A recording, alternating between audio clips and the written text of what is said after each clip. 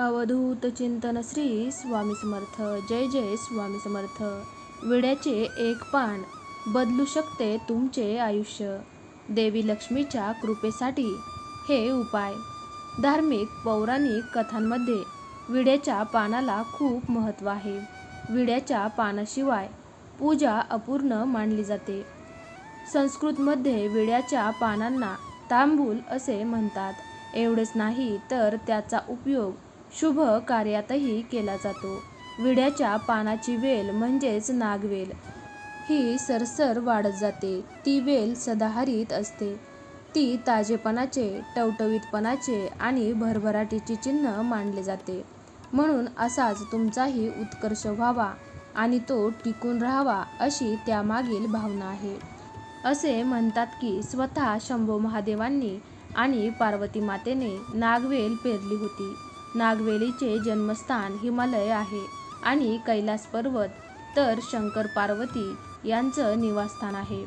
विड्याच्या पानाचे विशेष महत्त्व सांगण्यात आले आहे. या विड्याच्या पानाच्या टोकास लक्ष्मीचा वास असतो. विड्याच्या पानाच्या उजव्या बाजूस ब्रह्मदेवाचा वास असतो.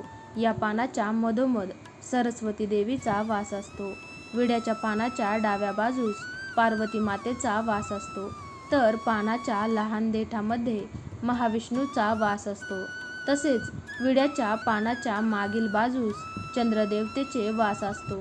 विड्याच्या पानाच्या सर्व कोपऱ्यांमध्ये परमेश्वराचा वास असतो. त्याचप्रमाणे विड्याच्या पानाखाली मृत्यूदेवतेचा वास असतो.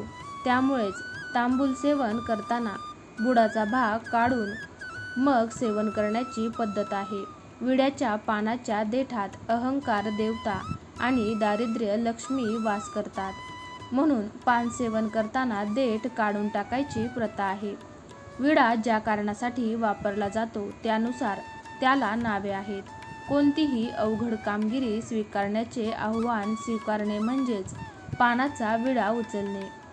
बाळंतपणात बाळंतिणीला दिला जाणारा बाळंत विडा, पूजेचे नैवेद्यानंतर अर्पण केला जाणारा गोविंद विडा, प्रणय आराधनेसाठी दिला जाणारा प्रियसीचा विडा, जेवणानंतर खाल्ला जाणारा त्रयोदशी गुणी विडा म्हणजेच गुणवंत विडा, नेहमी पूर्व किंवा उत्तर दिशेस पानाचे टोक येईल असे ठेवून देवास नैवेद्य दाखवावा. कोणीही तांबूल दिल्यास ते देवापुढे ठेवून नमस्कार करून मगच तो उपभोगावा. विड्याची पाने मंगळवारी आणि शुक्रवारी कोणत्याही कारणास्तव घराबाहेर जाऊ देऊ नयेत. पण तुम्हाला माहिती आहे का की विड्याच्या पानाचा वापर समस्यांवर मात करण्यासाठीही केला जाऊ शकतो. ज्योतिषशास्त्रात तसेच पुराणात विड्याच्या पानासाठी विशेष उपाय सांगितले गेले आहेत. शास्त्रानुसार हवन यज्ञाच्या वेळी विड्याची पानं वापरणे शुभ असते. धार्मिक मान्यतेनुसार समुद्रमंथनादरम्यान देवी देवतांनी विड्याच्या पानाचा वापर केला होता. तेव्हापासून पूजेमध्ये विड्याची पानं वापरण्याची परंपरा सुरू झाली. ज्योतिषशास्त्रानुसार विड्याच्या पानावर सुपारी ठेवून त्यावर गुलाबाच्या पाकळ्या ठेवून माता लक्ष्मीला अर्पण केल्याने तिचा आशीर्वाद तर प्राप्त होतोच, शिवाय आपल्या सर्व समस्या दूर होतात. पुढे जाण्याआधी माता लक्ष्मीची कृपा प्राप्त होण्यासाठी कमेंट बॉक्समध्ये श्री स्वामी समर्थ नक्की लिहा. सोबतच हा व्हिडिओ लाईक करा आणि मित्रांना शेअर करा. श्रावण महिन्यात विड्याच्या पानात गुलकंद, सुपारीचा भुसा, बडीशेप आणि कथ्था घालून भगवान शिव यांना अर्पण केल्यास आपली इच्छा पूर्ण होते. जर तुमच्या जीवनात विवाहयोग येत नसेल तर सिंदूर आणि तूप मिसळून आपले नाव विड्याच्या पानावर लिहा. यानंतर ते दुर्गादेवीला अर्पण करा. हा उपाय केल्यास विवाह लवकरच जमेल. जर तुम्ही संकटात असाल तर मंगळवार आणि शनिवारी देवासमोर विड्याच्या पानाचा विडा ठेवा. हा उपाय केल्यास तुमचे सर्व त्रास दूर होतील. घरातील नकारात्मकता दूर करण्यासाठी विड्याच्या पानाचा वापर करा. घरात पूजा करताना विड्याची पानं अर्पण करा. यामुळे वाईट गोष्टींची सावलीही तुमच्या घरावर पडणार नाही. हनुमानाच्या आशीर्वादासाठी मंगळवारच्या दिवशी पूजा केल्यानंतर हनुमानाला एका विड्याच्या पानासोबत गूळ आणि हरभरा अर्पण करा. या दरम्यान तुम्हाला जय बजरंग बली, मी तुला हे गोड रसाळ पान अर्पण करतो आहे. या गोड पानाप्रमाणेच तू माझं आयुष्य देखील गोडव्याने भरून दे, असे म्हणायचे आहे. व्यवसायात प्रगतीसाठी विड्याचे पान खूपच शुभ मानले जाते. शनिवारच्या दिवशी 5 विड्याची पानं आणि 5 पिंपळाची पानं घ्या. ही पानं एका धाग्याने बांधून कामाच्या ठिकाणी पूर्व दिशेला लटकवा. यामुळे व्यवसायातील अडचणी दूर होतात आणि प्रगतीचा मार्ग मोकळा होतो. त्याचबरोबर विड्याचे पान आरोग्यासाठी उपयुक्त ठरते. त्यामध्ये असलेले मिनरल्स, कॅल्शियम, प्रोटीन्स नक्कीच आपल्या शरीराला फायदेशीर असतात.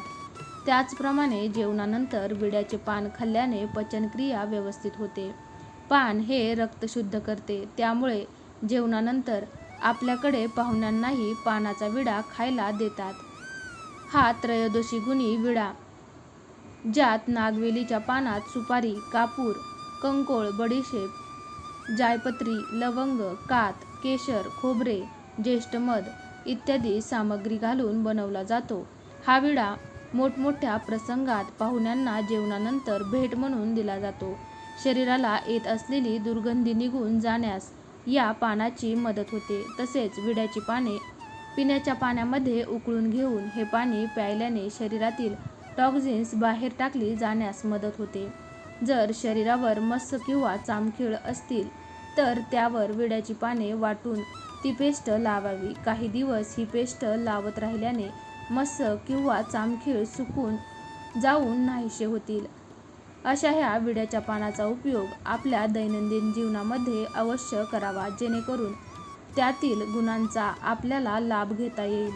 तुम्हाला ही माहिती आवडली असेल तर लाईक करा आणि हा व्हिडिओ शेअर करा. तसेच अशीच माहिती नेहमी ऐकण्यासाठी चॅनलला सबस्क्राईब करा.